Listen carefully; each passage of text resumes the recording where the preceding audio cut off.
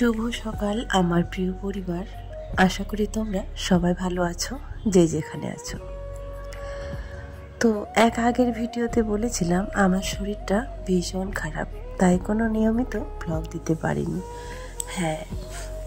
মোটামুটি এক সপ্তাহ মোটামুটি কেটেই গেল, কোনো ব্লগ করতেও পারিনি আর দিতেও পারিনি। তাই ভাবলাম গত 3 দিন হয়ে গেল, চলো আজকে তোমাদের সঙ্গে একটা ব্লগ শেয়ারই করি। তো এই যে ঘুম থেকে উঠে সবার প্রথমেই চলে এসি রান্নাঘরে। আর রান্নাঘরে একটা কথা তোমাদের বলেছিলাম, রাতের বেলা আমরা খেয়ে দিয়ে ঘুমিয়ে শুয়ে যাই। এবার ফ্ল্যাটের মধ্যে যতগুলো ফুটো ছিল সমস্ত কিছু বন্ধ করা হলো। তারপরেও যে কোথা থেকে ইঁদুর চলে আসে বুঝতেই পারি।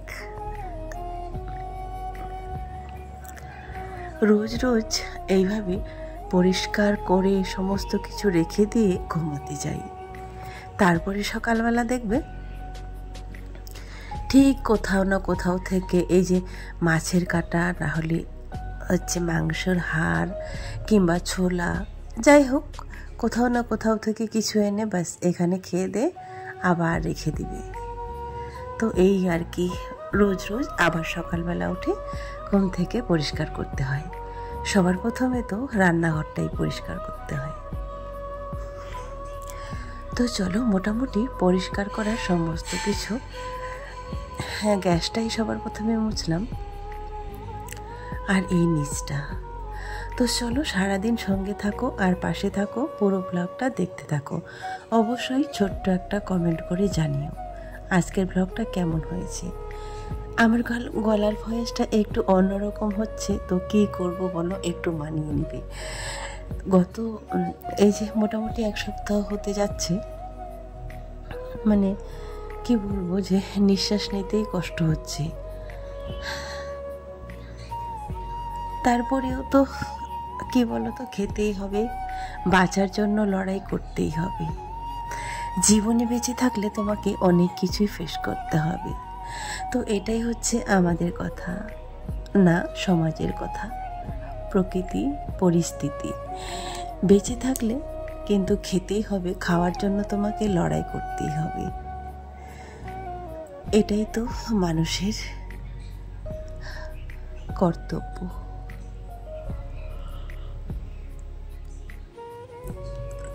চলো আমি পরিষ্কার করলাম আর রিয়া এদিকে মাঝামাঝি করছিল। তো ভাবলাম আমি গুছিয়ে দিই। রান্না কয়েকদিন আমি করিনি, ওরাই দুজনেই করছে।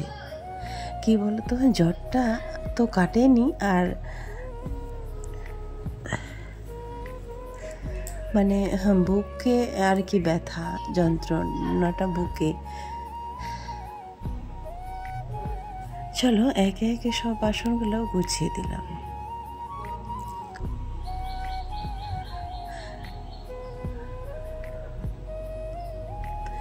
তারপরে চলে এলাম এবার বেলকনিতে। তো এবার বেলকনির গাছগুলো অনেক দিন ধরে তোমাদেরকে বলছি যে এই শীত চলে আসলো, কিছু গাছ আনতে যাব। তো বলছি অনেক দিন ধরে, কিন্তু অসুস্থ হয়ে পড়ে আছি, ঘর থেকেই তো বের হতে পারিনি। আর গাছ আনতে যাব কোথায়, আর কি করব কোথায় বলো। রাতে খাওয়া দাওয়া করার পর এই টেবিলে আবার এটা ছিলই। খাওয়া দাওয়ার জিনিসগুলো ভয়ে ওখানে রাখতে পারি না, মানে ওই ইঁদুরের উৎপাতে, মানে রাত্রিবেলা যখন আমাদের খাওয়া দাওয়া কমপ্লিট হয়ে যায়, তখন রান্নাঘর থেকে খাওয়া দাওয়া যা আছে সমস্ত কিছু বের করে এনে এই টেবিলটার উপরে রাখা হয়। কিন্তু অনেক সময় দেখো রান্নাঘরে যদি কোনো কিছু খাওয়ার না পায়, তাহলে এদিকে চলে আসে।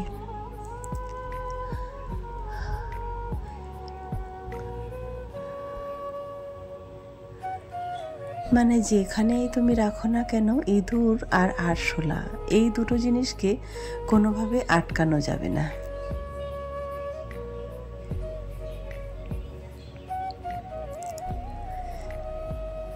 ঘরে এই খুঁটিনাটি কাজগুলো করতে করতে যেন চলে যায় কিছুটা সময়। তো রিয়াকে বলছিলাম একটু আমাকে মানে লাল চা করে দিতে, মানে আদা আর গোলমরিচ লবণ দিয়ে, বাস চিনি ছাড়াই। চিনি তো আমার মানে কি বলবো ঘরে থাকেও না আর আনাও হয় না আমার সুগারের জন্য। আজকে ঘুম থেকে উঠে ভাবলাম সমস্ত কিছু শুধু পরিষ্কারই করি, কারণ কি বলতো, যেই দিনটা হচ্ছে স্কুল থাকে না সেই দিনটা মনে হয় যে এই ঘর বারান্দা সমস্ত কিছু ক্লিন করি, রান্নাঘরটা পরিষ্কার করি। সব থেকে বড় সময় লাগে আমার রান্নাঘরটায়। কত রান্না করে হিজিবিজি জিনিস তোমরা তো দেখতেই পেয়েছো। সমস্ত কিছু কমপ্লিট করে চলে এলাম এবার রান্না করতে।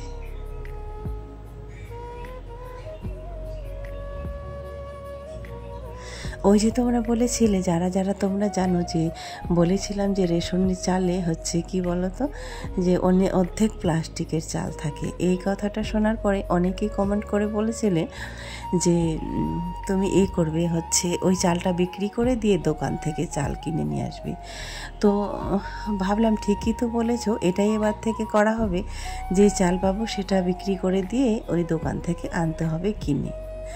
আর এই তো বাজার থেকে এনেছিলাম ছোট ছোট মাছ, আর এই যে আমাদের এই নর্থ বেঙ্গলের বিখ্যাত এই সাদা বেগুনটা, এটাকে আমি সাদা বেগুন বলি।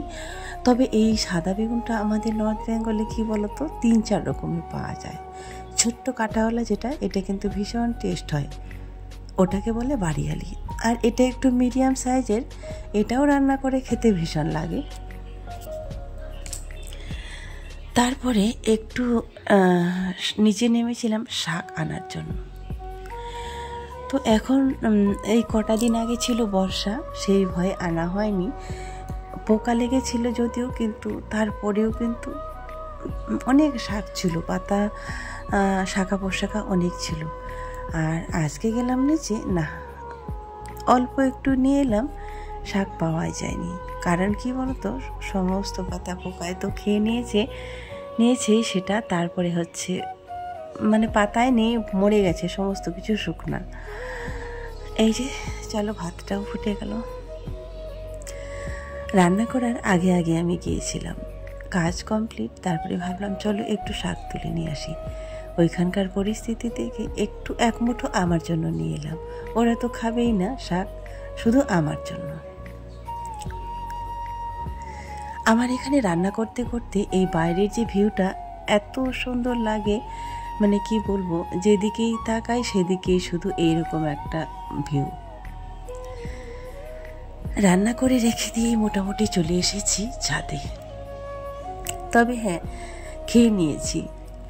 আর ভাবলাম যে সমস্ত কিছু যেহেতু হয়ে গিয়েছে, বাস খেয়ে নিই। ওদেরও খিদে পেয়েছে, আজকে একটু বেশ বেলায় হয়েছিল। তারপরে চলে এসেছি ছাদে। ফ্ল্যাটে এখন ফাঁকা, কেউ নেই, পুরো ছাদটাই আমি ব্যবহার করি।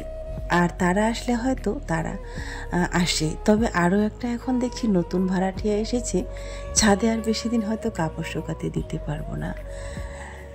এক সময় কি হয় বলতো, পুরো ফ্ল্যাটটা ফাঁকা হয়ে যায় আর একা হয়ে যায় কখনো, তখন পুরোটাই আমি ইচ্ছা মতো ব্যবহার করতে পারি। আর এই যে মানে ফ্ল্যাট হোক আর বাড়ি ভাড়া হোক, এই নভেম্বর ডিসেম্বরের দিকে বেশি ভাড়াটি আসে। কারণ কি বলতো, যে শহরে তো বেশিরভাগ মানুষ আসে গ্রাম থেকে লেখাপড়া করার জন্যই, তাই না, পড়াশোনা করার জন্যই তারা আসে। তো ঠিক এই সময়টা হয়তো নভেম্বর মাসের দিকে ফর্ম দেওয়া শুরু হবে আর ভাড়াটিয়ারও উৎপাত। ব্যাস এখন মানে যে এই ফ্ল্যাটের যতগুলো মানে রুম আছে সবগুলোই এখন মোটামুটি এই মাসে বুকিং হয়ে যাবে। তারপরে অনেকেও অনেক কাজের জন্য আসে, সার্ভিসের ক্ষেত্রে আসে, পড়াশোনার জন্য আসে, পরীক্ষা দেওয়ার জন্য আসে, আবার কিছুদিন থাকার পরে চলে যায়। যারা স্থানীয়ভাবে বাচ্চা পড়াশোনা করার জন্য আসে তারা কিন্তু দীর্ঘদিন থেকেই যায়, কারণ তারা আজকে এলে আর কালকে চলে গেলে তো সেটা হয় না, তাই না।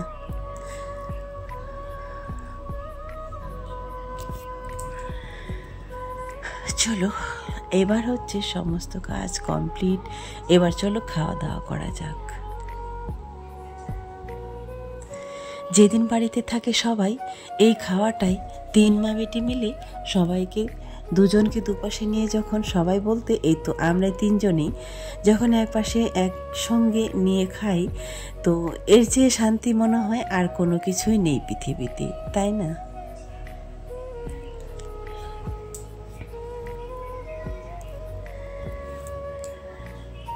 তো চলো আজকের মতো শেষ করছি। সবাই ভালো থাকবেন, সুস্থ থাকবেন।